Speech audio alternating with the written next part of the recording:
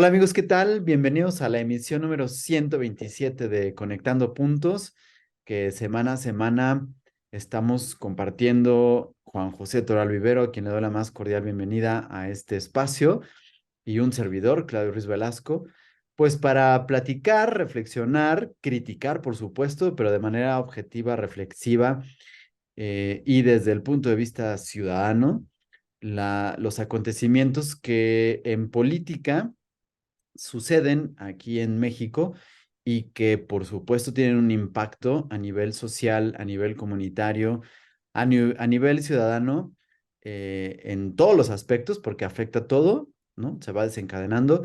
Y estamos aquí para hacer este análisis desde el punto de vista personal de cada uno, pero tratando de ser lo más objetivos y reflexivos, críticos al respecto en esto. Entonces, pues esta semana, una semana convulsa, la verdad es que bastante convulsa, con muchos acontecimientos, mucho de qué hablar, muchos puntos de vista, muchas opiniones. Seguramente todos ustedes que nos acompañan y nos hacen el favor de estar aquí, de escucharnos, también tienen puntos de vista y tienen muchas cosas que probablemente quisieran externar y comentar porque sin duda son eventos que marcan la vida, ¿no? Y que se quedarán en la memoria de muchas personas por la trascendencia, la importancia y lo fuerte de los sucesos que tuvieron en esta semana.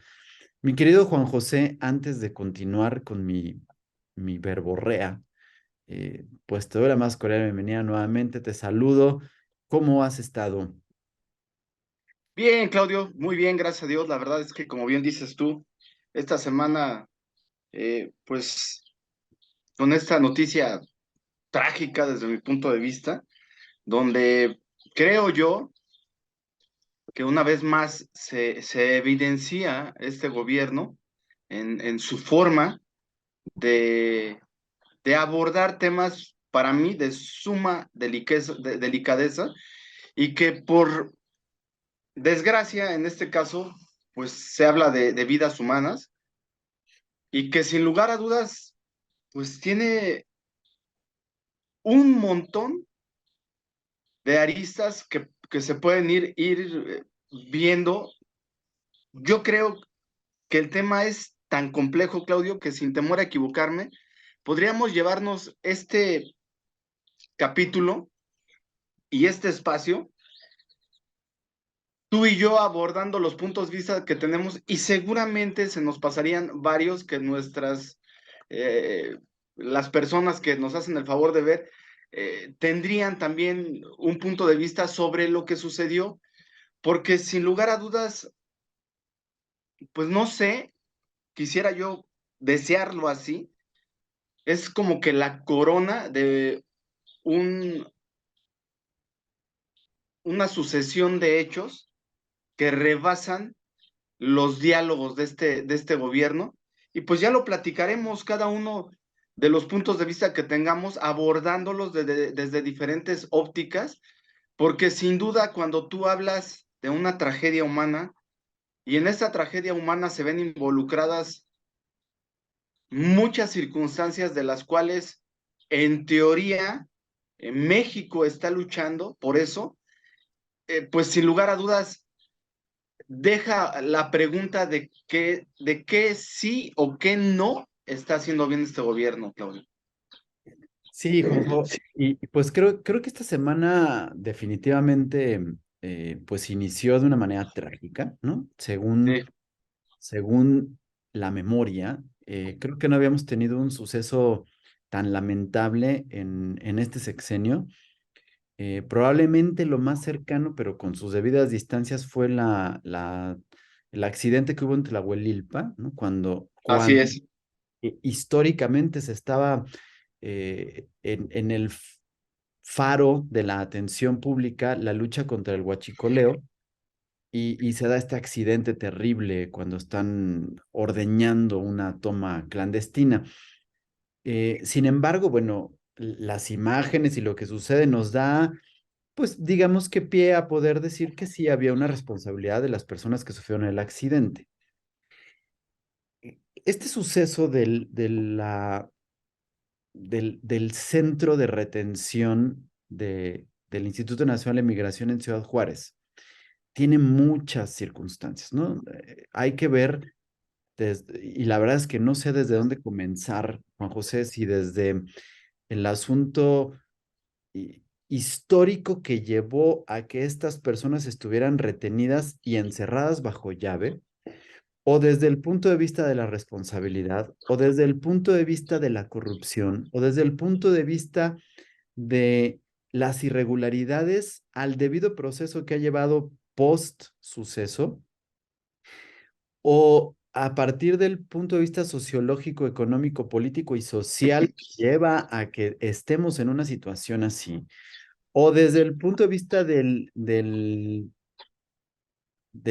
comparativo ahorita por las fechas del acto de lavarse las manos a lo Poncio Pilato del presidente y de otras personas, al botín político que están sacando las corcholatas sobre todo, a, no sé, ¿no? Hay una cantidad de situaciones que se podrían comentar y que la verdad es que no sé desde dónde, porque, repito, hay muchas cosas, pero sin duda es sumamente importante y definitivamente, como tú dices, atinadamente, eh, al presidente se le empieza a ir ya la agenda, se le empieza a ir el discurso, se le nota desesperado, ¿no? Por ahí me voy a atrever a cometer una indiscreción, ¿no? Con sus debidas limitantes.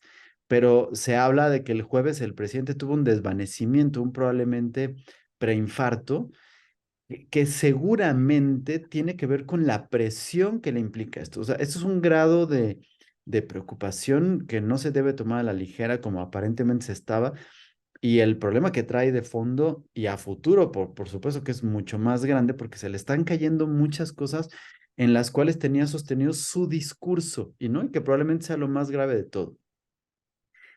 El viernes estaba como si nada, parecía muy, pues muy quitado de la pena y luego se fue a Ciudad Juárez y en Ciudad Juárez le echa más leña al fuego, ¿no? Y creo que comete una torpeza muy grande el mismo viernes y eso hace que todo esto sea más lamentable aún, Juan José.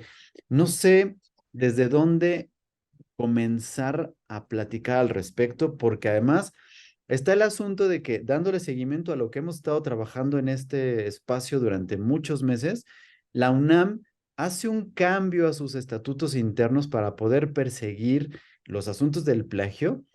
Y es muy probable que se tenga que darle un seguimiento y que sí pueda invalidar el título de la ministra Esquivel, ¿no? Muy probable porque no es un hecho, vamos a ver qué sucede. Sí. Pero está definitivamente también algo que hemos estado platicando mucho y por eso se nos juntó ahora el planchado con el lavado, o al revés, el lavado con el planchado y la trapeada con la barrida, que el INE pues ya hizo el Ujú. cambio y llegaron por no ponerse de acuerdo al grado de la insaculación y por tómbola tenemos 4 consejeros de los cuales también hay que hablar porque genera una serie de reacciones y hay ahí unos asuntos que son eh, pues dignos de comentar, ¿no? Porque hay, pues el presidente no estaba contento y aparentemente la persona que quedó como presidenta consejera es afín a su partido y sin embargo el presidente y algunos diputados de Morena, se oye en el momento en el que sale el nombre, gritan fuerte los morenistas, no, porque no estaban de acuerdo. Y entonces pues llama la atención, pero también hay que hacer ciertos comentarios al respecto. Vamos a ver qué nos da tiempo, y creo, Juan José, en la hora que tenemos de espacio, ¿por dónde comenzamos? Pues creo yo que deberíamos de comenzar por lo que robó y por lo que conlleva y significa, pues, esta trágica muerte que hubo de 39 inmigrantes en Ciudad Juárez. Y yo lo abordaría de la siguiente manera, para no irme a un contexto muy lejano.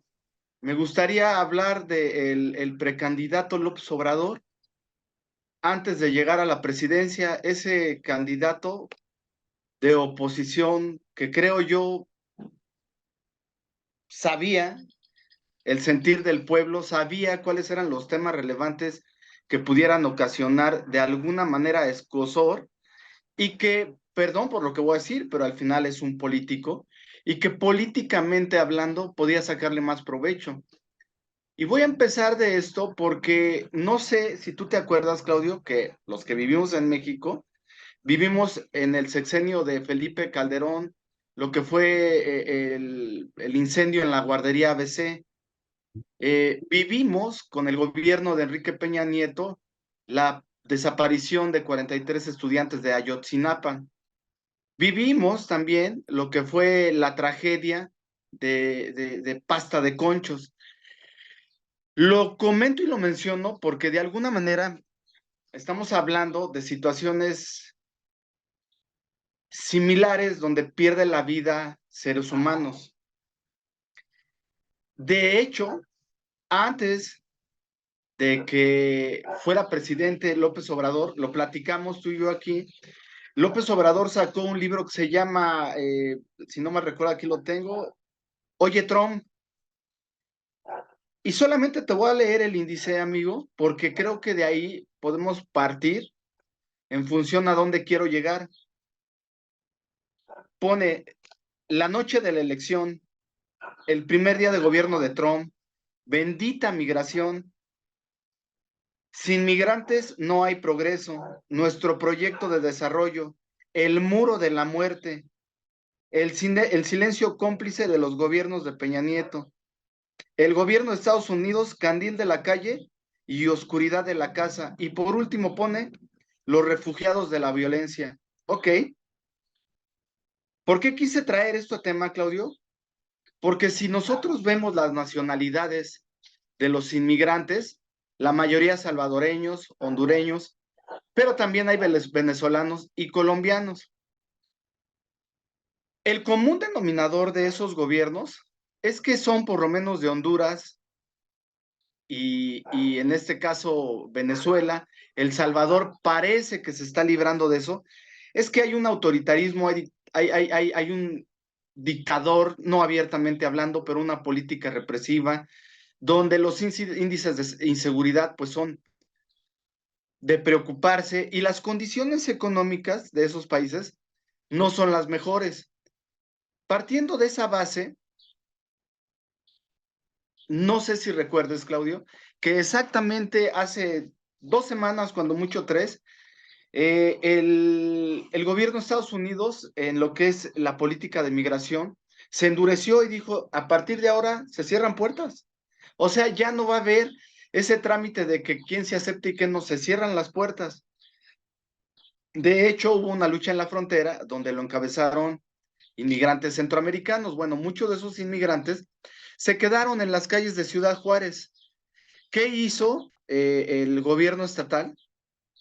Pues simplemente los llevó a lo que ellos le llaman refugios de inmigrantes. Pero voy a regresar al tema.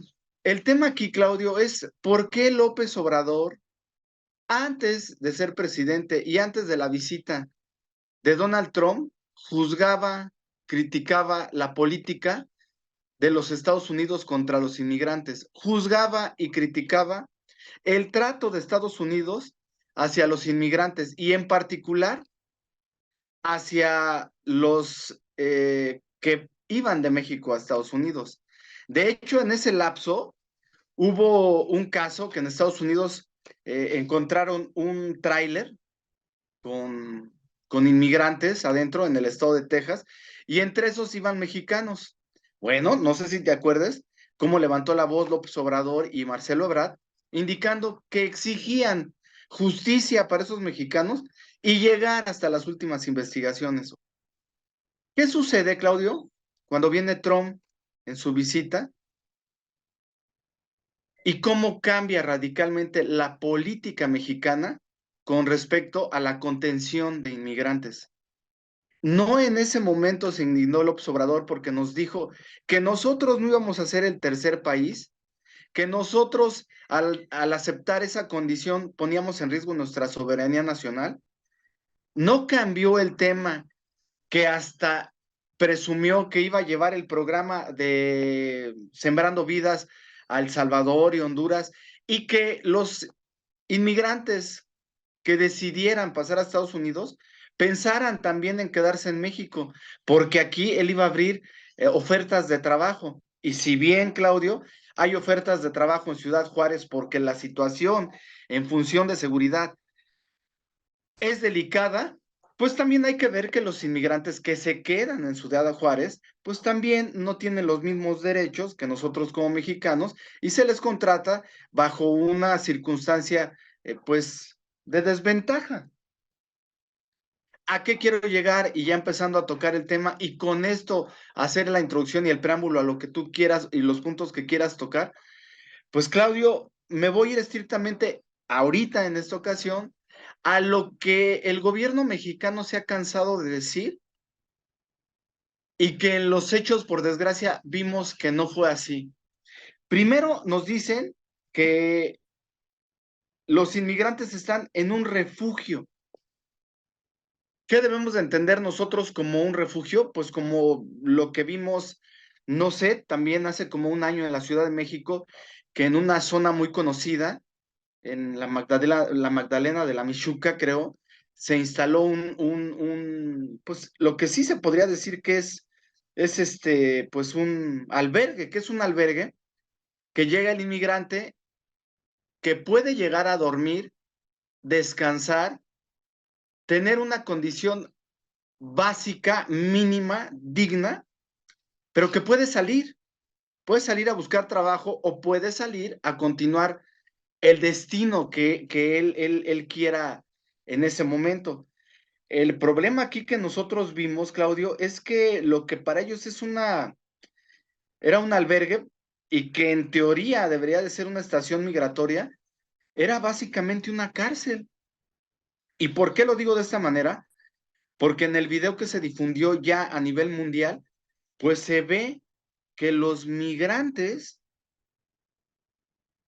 querían salir y no se les permitía.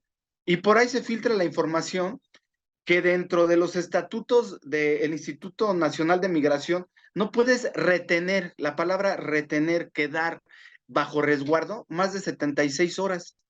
Los migrantes que estaban ahí estaban desde el 27 de febrero, pero las condiciones por las que se dio el incendio, Claudio, no es por las que dijo el presidente. El presidente, antes de decir, porque él ya tenía la información el día de su mañanera, antes de decir esa información, se estaba carcajeando y se estaba mofando de otras circunstancias de la situación del país. Entonces, cuando toca el punto de decir que tiene una noticia trágica donde le dan a conocer que hay muertos en un albergue del Instituto Nacional de Migración, nos dice que al parecer el incendio fue, fíjate nada más, provocado e iniciado por los inmigrantes porque cree él que ya se habían enterado que los iban a deportar, cuando en realidad, Claudio, las circunstancias eran muy diferentes. El incendio fue provocado porque los inmigrantes lo único que estaban solicitando era agua potable y alimentos que no se les proporcionaba desde casi 24 horas antes. Entonces, Claudio, con esa introducción yo te dejo. Simplemente lo que estamos viendo es que detrás de ese incendio que costó vidas, hay un montón de cosas que analizar y que no podemos dejar a un lado que sí, por supuesto, en algunos casos se va a politizar como lo hizo este gobierno, como fue este gobierno que fue capaz de politizar y dejar a un lado el dolor de las personas que estaban alrededor de las tragedias de la guardería ABC, de Ayotzinapa, de pasta de conchos, de la tragedia de Tlahuamilpa. O sea, no podemos hablar entonces de esta tragedia sin dejar a un lado lo político, lo humano, lo que hay detrás, la corrupción que salió a la luz pública, que son estos puntos de migración, amigo. Ay, Juan José, que te digo que hay tantas cosas que hablar porque definitivamente no podemos olvidar o no podemos hablar de este tema de forma aislada como el suceso y como si únicamente fuera una noticia, porque efectivamente hay que poner todo el contexto histórico reciente, pero también hablando de un poquito de la política migratoria que tiene Estados Unidos, particularmente cuando hay uno de los dos partidos que existen en Estados Unidos en el poder. Estados Unidos tiene una forma muy simpática de mostrarse al mundo, particularmente a México, en cuestión migratoria. Cuando el Partido Demócrata es el que está en el gobierno, tiene como una visión de ser más amigable, de ser más accesible a cuestiones migratorias y sin embargo históricamente es el partido que más deportaciones tiene y que más fuerte o duro, riguroso es con la migración, ¿no? Tenemos casos muy particulares como por ejemplo el de Barack Obama, que es el que había tenido históricamente el mayor número de deportaciones y que había sido más fuerte, incluso más agresivo al momento de regresarlos y por supuesto de no aceptar a la gente que entrara en condiciones ilegales al país. Cuando está el Partido Republicano en el poder, por ejemplo, George Bush y Donald Trump, tienen un discurso más agresivo en cuanto a esto, pero es los que tienen más facilidades y el que tiene menos deportaciones. Es simpático, es paradójico, ¿no? Es simpático por decirlo de buena forma, pero es muy paradójico. Donald Trump llega al poder con un discurso justamente basado en esta forma de no permitir el acceso a migrantes ilegales, porque pues dice que se están apoderando del país, que están acabando con el seguro social, que están teniendo una serie de problemas y que incluso pues una de las banderas de Trump que indignó mucho a México es, no, México va a poner un muro, lo va a pagar él y se va a encargar de eso y bueno, eso ocasionó un problema del cual, si recordamos el discurso de López Obrador siendo candidato también, decía, voy a poner en su lugar a Donald Trump, ¿no? Yo lo voy a poner en su lugar, en 15 minutos lo voy a callar, no, con nosotros no se va a meter y la historia la sabemos. Hoy la bandera de Donald Trump en su campaña, en su pre-campaña, perdón, tiene que ver con la forma en la que literal lo está diciendo, lo cito literal a Donald Trump, dobló a López Obrador con el tema de los migrantes, diciendo que no iba a sacar. Y sin embargo, hay que decir una cosa, Donald Trump tuvo pocas deportaciones y tuvo un control migrante, digamos que bien, aunque se le achaca que tenía una manera, pues voy a decirlo así como se dice, inhumana de tener un control porque lo que hacía era separar en jaulas a mujeres, a niños y a hombres, a mantenerlos separados aunque vinieran en familias y a ir deportando por secciones, primero a las mujeres y dejando a los niños indefensos y solos en jaulas en Estados Unidos. Pero hacía las deportaciones y bueno, y a algunos se les otorgaban visas temporales de trabajo y tenía, es decir, llamó la atención, era escandalosa la forma en la que lo hacía Trump, porque pues sí estaba tratando como si fueran animales, como si fuera ganado a los migrantes. Cuando cambia, bueno, y aquí hay que decir que uno de los acuerdos con los que aparentemente dobla Estados Unidos a México en este acuerdo era que México tenía que poner un determinado número de soldados, de elementos militares para cuidar el paso, que no quedaran. Pero eso implicaba que México estaba aceptando que al tener a estos elementos que no iban a permitir el paso en la frontera a los Estados Unidos, los teníamos que retener aquí en México, ¿no? Y al estarlos reteniendo, por un acuerdo humanitario que hay desde que, según, si no me equivoco, 1945, después de terminando la guerra internacional con estos migrantes, tenemos la obligación de brindarles refugio, alimento, agua y condiciones mínimas que garanticen, para resumirlo rápido, su dignidad, ¿no? La que puedan mantenerse de una forma simple.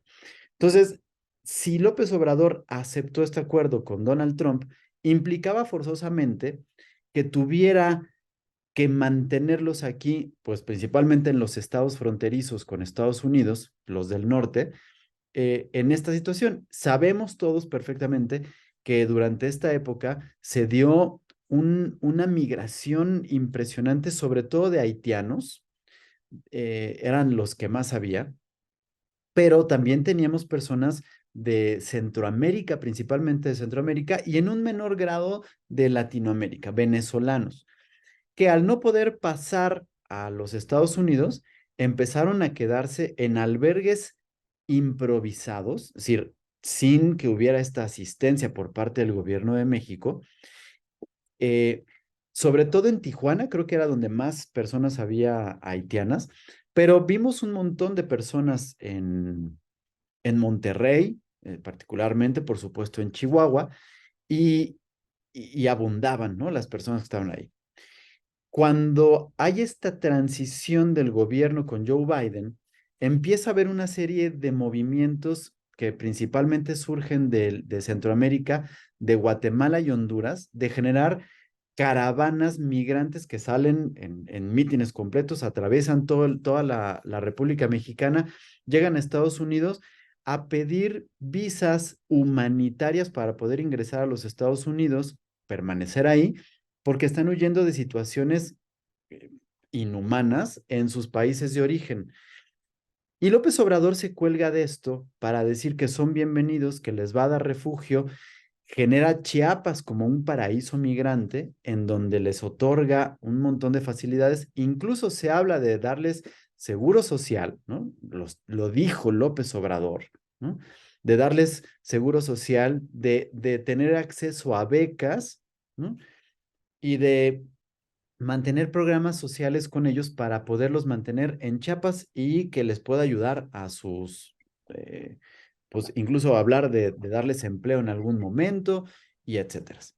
Claro que estas personas no quieren la ayuda asistencial de México. Ellos lo que quieren es llegar a Estados Unidos. Y entonces, aun cuando aceptan estas ayudas y están bien, avanzan, algunos, pues seguramente muchos de nosotros los hemos visto en nuestras ciudades, están todavía aquí, ¿no? Aquí en México están concentrados muchos en la colonia Juárez, hay albergues ahí de migrantes centroamericanos y haitianos principalmente, pero seguramente si ustedes voltean en Monterrey está lleno, los vemos en las calles pidiendo ayuda y asistencia en las esquinas, en algunos cruces.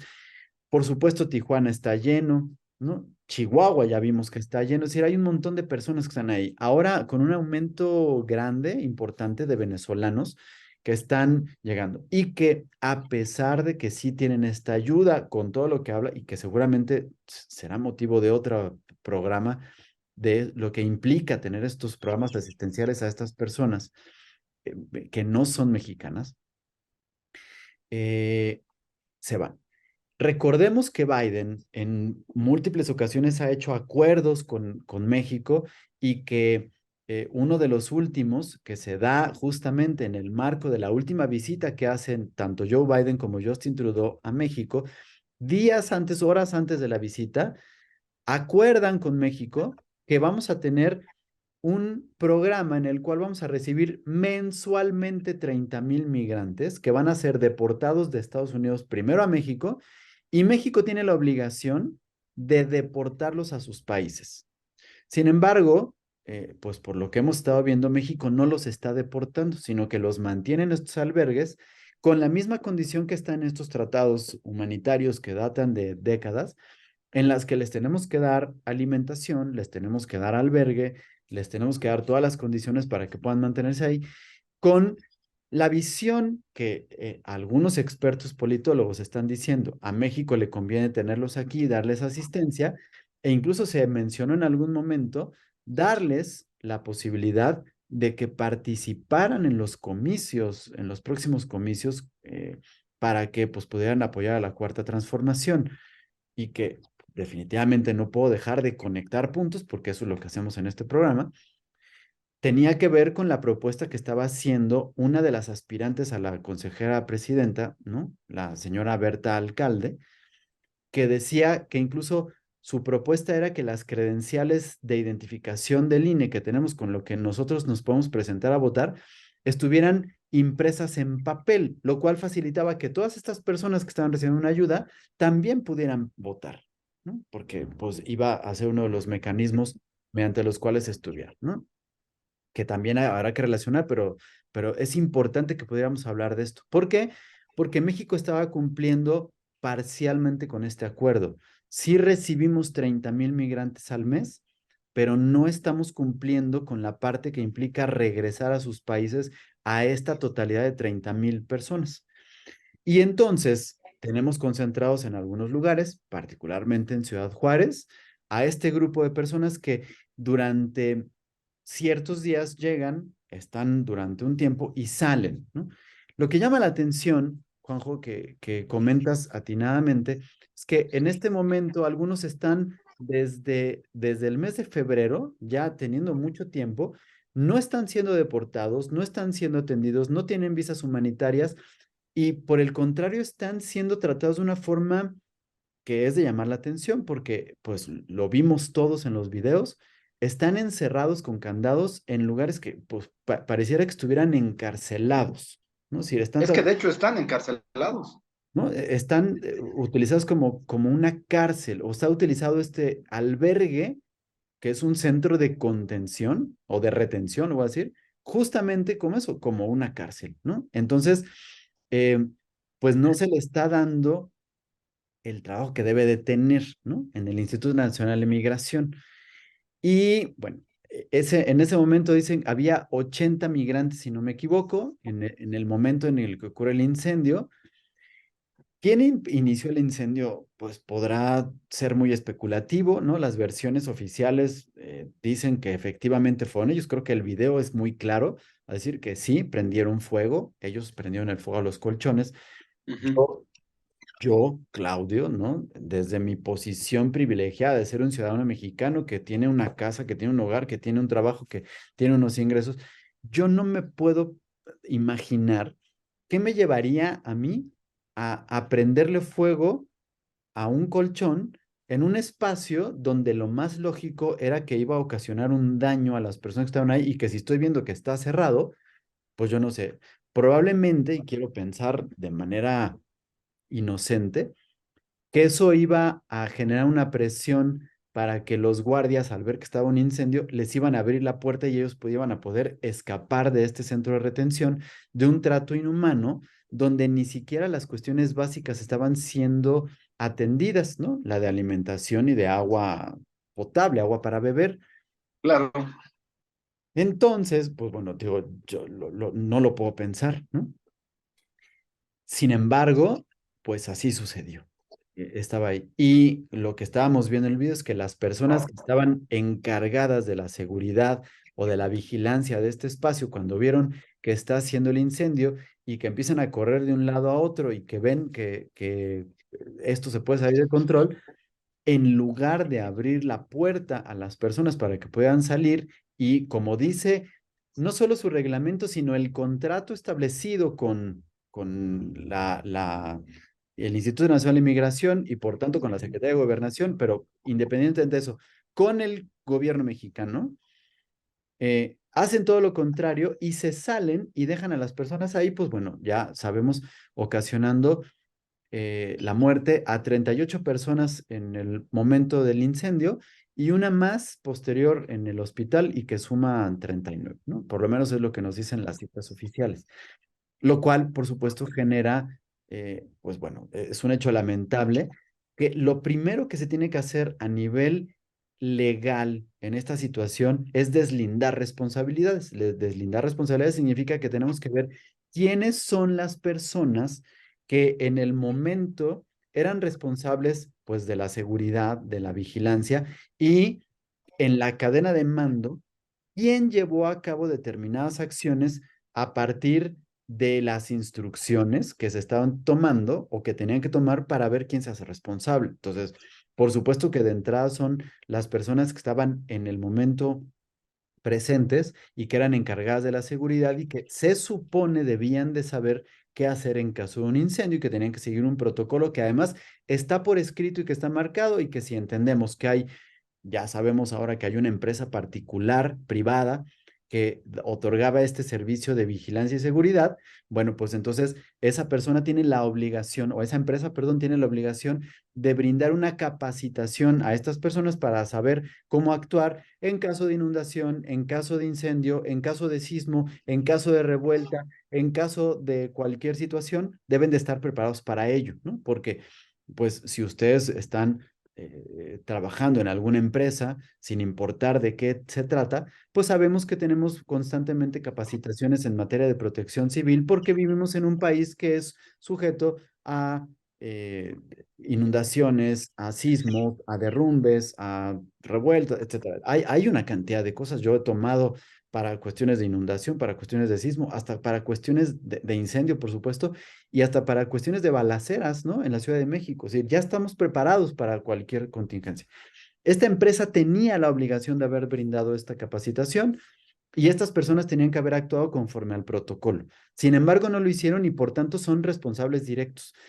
Pero en segundo, por supuesto, la responsabilidad es de quién tiene a su cargo este contrato, que por supuesto son las autoridades de esto, y de manera inmediata, quién hizo la contratación de esta empresa, ¿no? Que en este caso es esta persona que, por cierto, hasta hoy, sábado 1 de abril a las 10:47 de la mañana, se encuentra desaparecida porque no se ha aparecido y no se ha presentado ante nada, que es este señor de apellido Garduño, ¿no? Que es el Así es. encargado del Instituto Nacional de Migración en Chihuahua, ¿no? O por lo menos en Ciudad Juárez.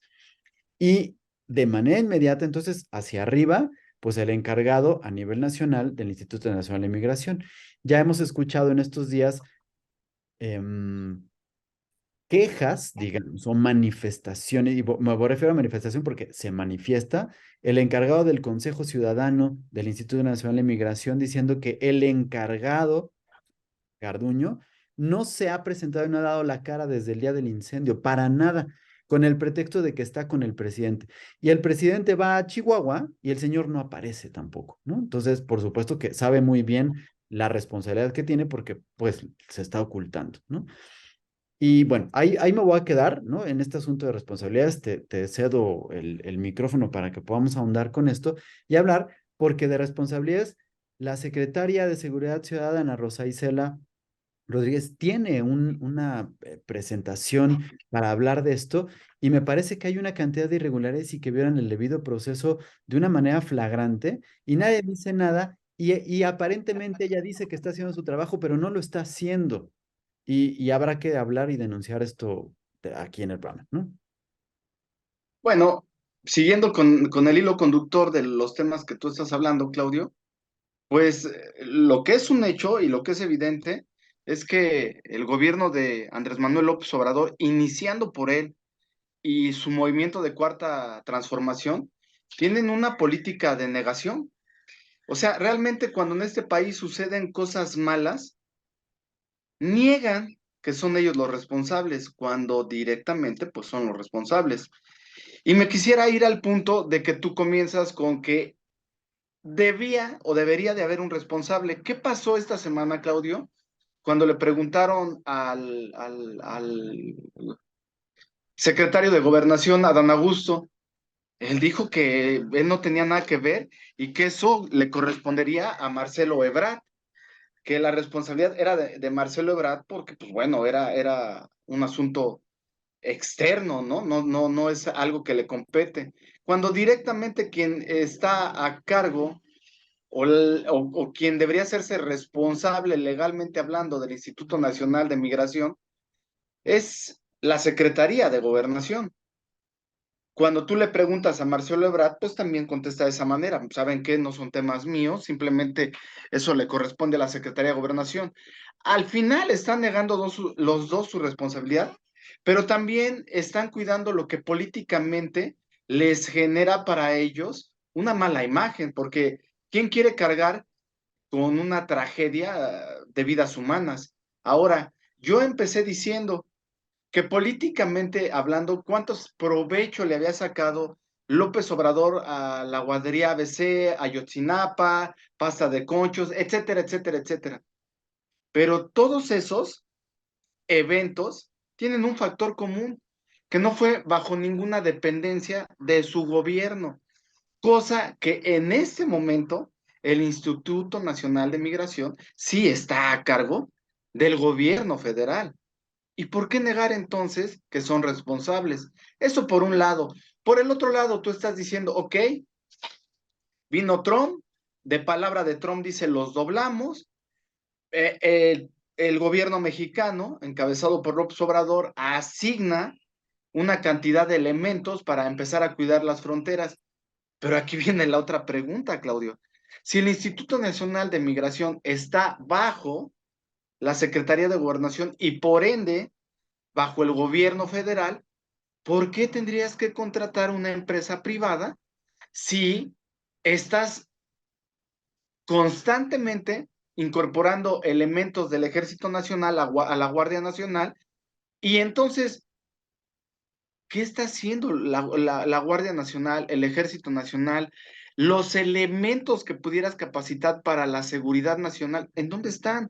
Pues es evidente que están en los proyectos que son más importantes para el gobierno de México, que son Dos Bocas, la refinería Dos Bocas, el Tren Maya, y se me está pasando, el otro proyecto que se me va, etcétera. Aeropuerto, Y el aeropuerto, están y construyendo el hotel y toda la parte del... exacto, y para pues tener una cantidad de elementos resguardando las fronteras, porque somos pues el muro de Trump, realmente es el muro de Trump. El punto aquí, Claudio, es que cuando tú ves la tragedia y ves que el presidente se presenta 4 días posteriores y no, la visita a Ciudad Juárez no iba a ser para visitar a los migrantes, era para ver cómo iban el desarrollo en la región de la instalación del Banco del Bienestar. Por eso fue a Ciudad Juárez, no fue por eso. Y cuando tú ves que 2 días después nos dice casi llorando entre lágrimas, que lo de Clahuamilpa y esto de los 39 inmigrantes lo han conmovido y lo han puesto en una situación terrible emocionalmente, pues yo diría que él sabe que esto políticamente va en contra de todo ese diálogo que nos han querido vender, que este gobierno es moralmente superior, humanista, primero los pobres, etcétera, etcétera, etcétera. Entonces, pues solamente para terminar en cuestión de lo que tú acabas de comentar, pues Francisco Garduño, que nadie sabe dónde está, que estaba a cargo o está a cargo de las cárceles y penitenciarías a nivel nacional, es un incondicional colaborador de AMLO desde el 2006. ¿Te imaginas? ¿Tú crees que lo va a acusar, Claudio? Pues entonces estamos hablando de que ni va a combatir la corrupción, como dijo el gobierno o el mismo presidente que lo iba a hacer, como barría las escaleras de arriba para abajo, y que simplemente en México, pues se sigue practicando lo que todos los gobiernos anteriores hacen, que es busco chivos expiatorios, no toco a mis conocidos, amigos incondicionales, y hasta ahí vamos a quedar y vamos a apelar a que la memoria del mexicano se le olvide y vamos a seguir con el discurso de que primero los pobres, la soberanía nacional, no vamos a permitir que ningún país venga y nos diga qué hacer. Esto, por desgracia, Claudio, digo por desgracia, por las vidas que hay de por medio que se perdieron, viene a abrir realmente lo que es este gobierno. Se violan derechos humanos. Las imágenes que se transmitieron a nivel mundial, para mí, Claudio, creo que son de lo más denigrable para cualquier ser humano, que es que pongan tu cuerpo en el asfalto, en fila, para que vean de la manera en que tú falleciste. Es lamentable si tú dices que nosotros respetamos los derechos humanos y señalamos a cómo nos tratan en el extranjero. Es lamentable ver que hay imágenes horas antes donde se ve en las condiciones que viven los inmigrantes en México, en un país donde somos moralmente superiores y humanitarios. Pues simplemente da al traste de todo el discurso que este gobierno nos quiere vender. Y como siempre, yo como ciudadano no estoy juzgando a la Cuarta T en función de los ideales o principios políticos o filias y fobias que pudiera tener. Es como siempre lo he dicho desde un inicio, a veces eh, eh, eh, los hechos rebasan también este estilo de gobernar de palabra que tiene el presidente. Para el gobierno de México, en palabra de López Obrador, todo está maravilloso. Se está luchando contra la corrupción. Se quiere evitar que lleguen los corruptos nuevamente, las malas prácticas políticas. En los hechos. Estamos viviendo pues cosas igual que los gobiernos anteriores. No ha cambiado nada y yo quisiera pensar que peor, Claudio, porque por lo menos en los gobiernos anteriores había esas instituciones que sirvían de equilibrio como el INAI, que ahora también está en riesgo, que es el que le exige a los gobiernos transparentar todos sus hechos, todas sus acciones, y ahorita vemos que no. Y entonces yo sacaría mi primer conclusión. Esta tragedia de Ciudad Juárez muestra el por qué este gobierno quiere destruir nuestras instituciones, porque es más fácil ocultar y echar abajo del tapete todo lo que está haciendo este gobierno y que no se sepa, que empezar a saber que a partir del siguiente sexenio, y lo platicamos apenas en el programa anterior, si llega a quedar la oposición, empiece a salir toda la corrupción en la que está incurriendo este gobierno, Claudio. Y justo de este asunto de corrupción es importante, Juanjo, porque apenas ayer el presidente, antes de irse a Ciudad Juárez, en la mañanera, habló del asunto, ¿no? Cuando a una pregunta muy específica de un reportero, ¿no? El presidente se dio por la tangente, es decir, se salió, ¿no? Porque Sí, el presidente estaba alegando, llorando como siempre, es decir, haciéndose la víctima y diciendo sí, pues que a él lo reprimen y que lo atacan y que etcétera, que el INE no le permitía ya decir que no iba a dar ningún voto a los conservadores. Y entonces dijo, mejor voy a decir a los fifis. Ah, no, mejor voy a decir que ningún voto a los corruptos. Y se atrevió a, desviándose del tema completamente, a decir que justamente en esta administración ya no había corrupción, que estaba luchando contra ella, que no sé qué, hablando de esta parte. Y volvió a abanderarse como diciendo que eres el presidente que estaba luchando en contra de la corrupción y que la estaba combatiendo y que tenía muy buenos resultados.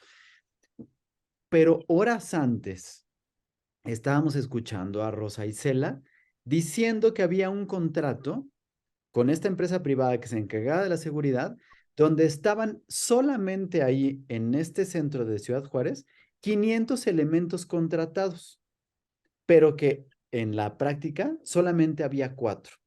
Entonces, el pago a 496 elementos fantasma por supuesto que se está desviando a algún lado, ¿no? Ese pago lo está haciendo el gobierno a la empresa privada. La empresa privada, pues seguramente se los está clavando. Y ahí podíamos dejar que está teniendo algo. Pero hay un acto de corrupción flagrante, visible, notable, cuando el gobierno, el encargado de este contrato, no está vigilando que efectivamente haya 500 personas que estén dadas de alta en el seguro, que estén registradas ante la Secretaría del Trabajo, que haya un contrato colectivo de trabajo con esta empresa, que se estén otorgando las prestaciones, que se esté llevando a cabo todo el proceso de contratación, capacitación, vigilancia como debe de ser. El gobierno no lo está cumpliendo, por tanto hay también un acto de corrupción por parte del gobierno, aun cuando el desvío del dinero esté llegando a una empresa particular, porque no hay una así es. estos elementos que se tengan que estar llevando a cabo. Pero además Rosa Isela, de manera tajante, yo no lo puedo entender, ella es la secretaria de seguridad. ¿Cómo se atreve a decir en el momento de la conferencia, cuando además está dando a conocer esto, que se va a generar una sanción económica a la empresa y se le va a rescindir el contrato? Señora, ni siquiera se ha llevado a cabo la investigación. ¿no? La carpeta está abierta, ¿no? Y ya está emitiendo sanciones, ya está dando por terminado algo. Es decir, eso es darle un carpetazo y cerrar con algo, y eso es un acto de corrupción flagrante, es un delito confeso cuando lo está haciendo, porque no está llevando a cabo el debido proceso. Y en pleno proceso de investigación, ella ya emitió sanciones y ya dijo que se iba a llevar a cabo. Cuando pero a una empresa, ¿no? A una empresa que otra vez, como acostumbra el presidente y el gobierno de la 4T, es un fantasma, es un sin rostro, ¿no? ¿Dónde está el nombre de la persona que es dueña, que son socios que están haciéndose cargo? Él trascendió el miércoles, si no me equivoco, que esta empresa pertenece al cónsul de, Exactamente. yo no sé si sea cierto, no parece De Honduras. de Honduras o de Nicaragua. Según yo es de Nicaragua con De Nicaragua, discúlpame. el De origen. Nicaragua, así es. Yo no sé si la investigación de Latinus presentó las pruebas y que de verdad es indudable que sea de este señor. Pero no importa si eso no es, el asunto es que están ocultando el nombre de la persona que tiene este beneficio, ¿no? Y que está teniendo ahí, pero como un acto más de corrupción, lo acabas de señalar hace unos momentos, no tenemos por qué contratar a una empresa privada para hacerse cargo de esto cuando tenemos a la Guardia Nacional, cuando tenemos al Ejército y cuando el mismo Instituto Nacional de Migración tiene personal que está capacitado para esto, se supone que para eso lo tiene y que debe depender de la Secretaría de Gobernación. Y ante esto, pues bueno, en un país democrático, en un país decente, en un país donde no somos iguales y tenemos un humanismo ante todo, porque eso es lo que caracteriza a nuestra cuarta transformación y el movimiento que tanto está alegando el presidente. Los encargados inmediatos de esto, Francisco Garduño, su puesto es comisionado del Instituto Nacional de Migración, puesto que ostenta desde el 14 de junio de 2019, por, por no entorpecer las investigaciones como se hace en otros lados, ya hubiera renunciado. Perdón por interrumpirte, Claudio. Estaba verificando porque mira, el grupo de seguridad es CAMSA Vamos. y está encargado de la seguridad de todas las instalaciones a nivel nacional del Instituto Nacional de Migración. Pero cabe mencionar que, que, que es socio mayoritario de estas empresas también tiene a su cargo la seguridad de los bancos del bienestar y otras dependencias. Y tiene un contrato, por lo menos, del Instituto Nacional de Migración de 165 millones de pesos por adjudicación directa y por las demás, los demás contratos, tiene una suma de 3,000 millones de pesos. O sea, estamos hablando de que, pues si eso no es corrupción, ¿qué es? ¿Y dónde va el dinero de lo que no están usando? ¿Y por qué debería de estar en manos la seguridad de instalaciones que le corresponden a la federación? Perdón por la interrupción, amigo. No, no, amigo, para nada. Por supuesto que el dato era muy pertinente y está bien. Es decir, la corrupción está ahí, amigo. Ya nada más para terminar este pedacito, lo que yo quería comentar únicamente, que nos quedan 7 minutos nada más, este, era que por supuesto que también de forma inmediata tenían que haber renunciado, es decir, por la responsabilidad que comparten tanto el secretario de Gobernación como el secretario de Migración, bueno, no el secretario de Migración, el secretario de Relaciones Exteriores, que es el encargado de la migración, y es quien ha hecho todos los acuerdos con Trump, con Biden, con Blinken, con bla, bla, bla, acerca de los asuntos de migración. Es decir, tienen que sacar eso debería de separarlos automáticamente de los cargos para que se puedan llevar a cabo las investigaciones de la manera correcta. Pero claro, eso sucede en los países donde las cosas se hacen de la manera correcta, donde no hay corrupción, donde sí hay democracia y donde se respetan los derechos humanos. Aquí no va a suceder, ¿no? Lo tenemos ahí y ya está. Claro que esto pues beneficia, por supuesto, a las otras dos corcholatas y lo tiene pues así, ahí lo va a mantener, ¿no? Va a ser un beneficio para alguien más y por supuesto para el presidente esto implica un botín político. Pero pues no sé qué te digo, vamos a ver cuáles son las circunstancias en las que se puedan ir dando estas investigaciones. Lo que sí podemos saber es que no hay quien se quiera hacer cargo de esto. Todavía el señor Adán Augusto, en la primera entrevista que dio después de esto y le echa la culpa a Marcelo, aprovecha el espacio para decir que él debería de ser el presidente, porque estas cosas no pasan. O sea, de verdad, Sí, lo chistoso es que lo dice desde Veracruz, tranquilo, riéndose, y Marcelo Ebrard lo dice dando un recorrido por un vehículo Tesla de la esposa del gobernador de Nuevo León, en Nuevo León, eh, para ver la planta que va a usar Tesla o las instalaciones. o sea, de verdad que una burla impresionante, ¿no? Y efectivamente el presidente, cuando debería demostrar esta solidaridad, porque el jueves dice, es que me conmueve mucho, me da mucha tristeza, sobre todo por todo lo que yo he hecho por los migrantes, ¿no? Y el otro día va y en lugar de mostrar su solidaridad y su empatía con los migrantes, con la familia, con todo, va a mostrar su empatía y su solidaridad con los culpables de la tragedia. ¿No? Y cuando empieza a recibir las protestas que no se espera y que está diciendo, su respuesta es, que aparte me parece de lo más naco, perdón por decirlo así, ¿no? Pues una señora que le está agrediendo y la estaba, Sí, sí, sí, le dice, seguro te mandó Maru, mi amor. sí. O sea, todo eso, o sea, cuando alguien se muestre reclamando sus derechos elementales, cuando alguien le exija al presidente resultados, él va a decir, ah, seguro te mandó la oposición, ¿no? Porque yo no hago nada malo, yo soy muy bueno, yo soy puro, yo soy impoluto, seguro te mandó la oposición, que ellos sí son malos, Mi amor.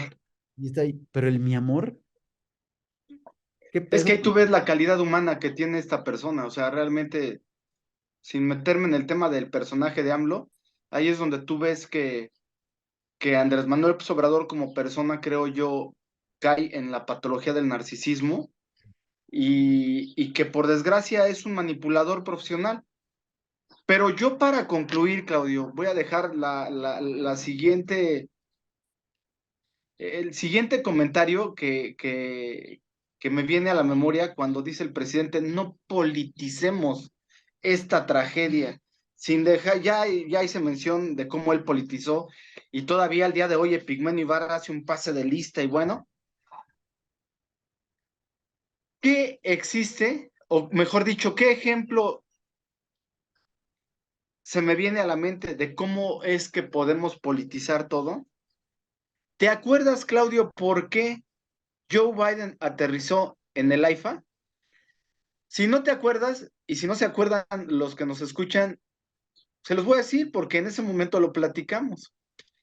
López Obrador le prometió recibir 30,000 migrantes mensuales a Joe Biden.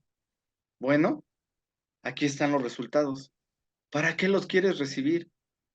No, eso es muy políticamente usado. Entonces, solamente él es el patrón de las decisiones. De la Y se politización. me viene, sí, y se me viene a la mente esta frase popular, por lo menos aquí en México, que bien dicen que no es lo mismo ser borracho que cantinero, amigo.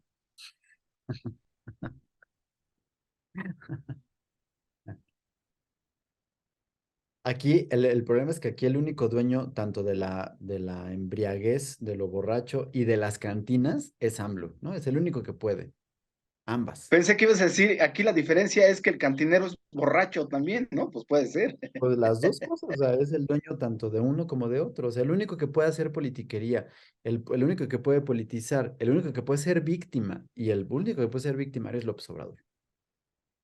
Pues amigo, mira, nos queda poco tiempo, no sé si quieras dar tu comentario de qué fue lo que pasó en esta semana de la elección de los ciudadanos consejeros para Pues el a ver Instituto Nacional.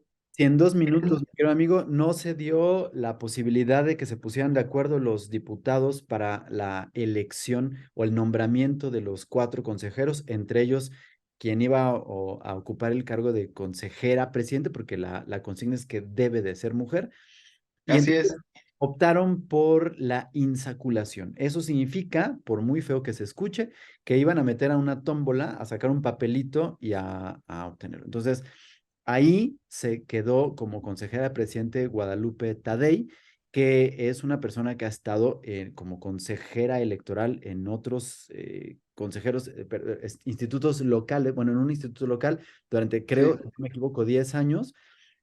Tiene a mucho pariente trabajando dentro de puestos en el estado de así es. Sonora. Ha sido funcionario, creo que del estado de Sonora, ahí donde ha sido miembro de la Junta de Consejera Electoral, y es afín al partido Morena. Sin embargo, la gente de Morena no está contenta, no entiendo por qué. Sin embargo, lo que quiero nada más comentar es que hubo muchas reacciones de gente que decía que bueno, es que ahora va a ser de Morena, que es afín y no sé qué. A ver, nada más espérense, porque acuérdense que hay 11 consejeros y de los Así es. solamente se eligió a 4, ¿ok? De estos 4, 2 parecen ser afines a Morena. Ojo, parecen ser afines a Morena. Sí. Otros 2 no. Otros 2 no. Y dentro de los otros 7 que ya estaban, uno era afín a Morena. Es decir, todavía sigue habiendo una Hay mayoría contrapeso. que son contrapeso. Entonces, tranquilos, calmaditos. No nos vamos a adelantar, vamos a esperar las cosas. Este, Otra de las cosas que son muy importantes relacionado con esto es que el presidente también en esta semana, nada más que opacado, por supuesto, con la lamentable tragedia que hubo con esto, eh, llamaba a que hubiera un plan C en el que se diera un voto masivo por Morena, ¿no? Entonces, si es eso su plan C, estemos tranquilos, no va a pasar nada, no hay forma de que el presidente gane las próximas elecciones. Hay un elemento importante, bueno, es que eso creo que lo vamos a tener que hablar en otro programa con más detalle. Sí, Las encuestas nos están dando ahorita un panorama interesante. Delfina va al frente en el Estado de México, pero Morena va abajo en Coahuila. sí.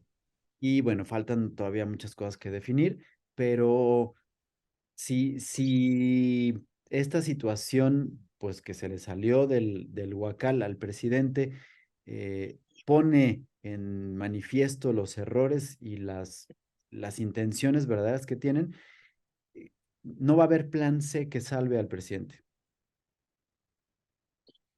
Sí, sí, en el próximo programa hay que abordar, si espero yo en Dios que no salga ningún tema como el de la tragedia, porque sí es complicado. Creo yo, y estoy totalmente de acuerdo contigo, creo que el mejor escenario que pudo pasar fue el que pasó.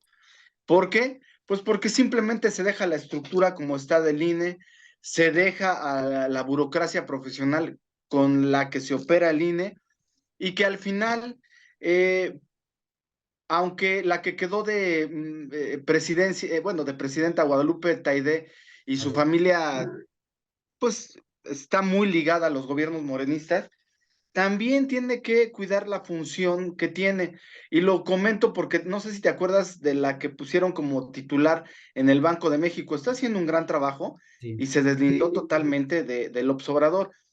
Quisiera pensar que probablemente también pudiera pasar esto con Guadalupe Taide, pero el punto aquí es de que la democracia por lo pronto sigue viva en México. Ahora, ¿qué es lo que... Sí, por Perdón, supuesto. perdón, perdón, perdón. Sí, sí, sí. ¿Qué es lo que quisiera? Bueno, sí, con sus bemoles y en la partidocracia en la que estamos, por supuesto. Perdón, Claudio, sí. Pero el punto aquí es, creo yo que los puntos relevantes porque se va acercando la situación es la lucha encarnizada que va a haber en Coahuila y en el PRI. Y solamente te quisiera adelantar esto a ti y a los que nos acompañan. Han salido artículos muy buenos de que se está disputando en el gobierno de Estado de México. Y te puedo adelantar, Claudio, ya lo platicaremos, que, que el contrapeso que tiene López Obrador realmente para que se vaya al PRI del Estado de México, pues es que maneja ahora sí todo lo que es la inteligencia y lo que hay detrás de la corrupción que había en el PRI. Y por supuesto que ahí salen nombres como el actual gobernador del Estado de México y que va a ser lo mismo que pactó con Enrique Peña Nieto. Le va a decir, mira, te ofrezco esto a cambio de no juzgarte, no llevarte a la cárcel, no sacar los trapos al sol. Y eso creo que va a hacer que la balanza en el Estado de México, si hablamos solamente del potencial del electorado que hay para el PRI o para la coalición o para Morena, sí podría ganar Morena. La clave está en que los ciudadanos que normalmente que no votan, que le llamamos ausentismo, participa, entonces sí se le sale de las manos a Morena esa candidatura. Pero ya lo platicaremos, Claudio. Por lo pronto, creo que era muy importante hablar de la tragedia de los inmigrantes en la Ciudad Juárez, porque realmente es una muestra de botón que, que no lo ocasionamos ni tú, ni yo, ni cualquier otro partido político, lo ocasionó la realidad, esa cochina realidad que siempre le calla la boca a López Obrador con sus dichos, Claudio. Y con esto me despido y te agradezco. Y pues primeramente Dios, si en la agenda nos lo permite, pues estaremos aquí en Sábado de Gloria o Domingo de Resurrección haciendo el programa, amigo. Así es, mi querido Juanjo. Nada más para terminar, si hay alguna duda o si la gente todavía está dudando, de verdad, este lamentable incendio que acabó con la vida de 39 personas, ¿es un crimen de Estado o no? Les voy a decir lo que en en la definición, digamos que del libro aceptado por México, significa o es un crimen de Estado. Dice, son actos sistemáticos que se realizan de acuerdo a un plan o política preconcebida, lo que permite la realización repetida de dichos actos inhumanos. Es decir, si hubiera un, un escrito donde se estén llevando a cabo incendios para matarlos, podría ser. Pero después dice, son cometidos por las autoridades de un Estado o por particulares que actúan con respaldo de dichas autoridades con su tolerancia y complicidad. Por eso es que está ahorita la duda de si es o no es, porque pues la omisión de la liberación de las personas por parte de quien fueron particulares encargados de la seguridad o de la vigilancia de este espacio y ha sido actuado por la complicidad, se puede considerar un crimen de Estado. Pero lo voy a dejar ahí, esa es la definición, ustedes saquen sus propias conclusiones y nos vemos primero Dios el sábado de gloria. Pues si Dios lo permite, claro que sí, amigo. Claro que sí, amigo. Hasta luego. Hasta luego.